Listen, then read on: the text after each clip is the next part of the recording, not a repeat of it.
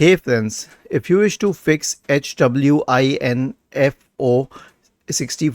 SYS driver not working after Windows update on your Windows 11 computer, then please watch this video. I will guide you through the resolutions.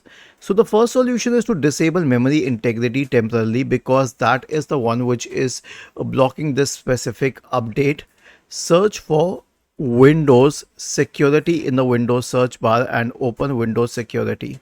Okay, after opening Windows security, go to device security on the list on the left hand side and select core isolation details in the right pane.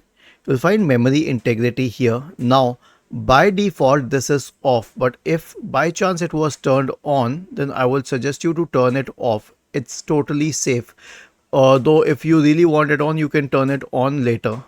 The next solution is to update Windows. Why?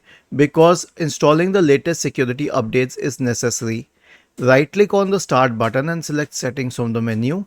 Now go to the Windows Update tab on the list on the left hand side and click on check for updates in the right pane.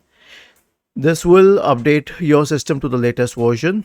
The last solution is clean boot. Why? To isolate the probability of interference by a third-party software product.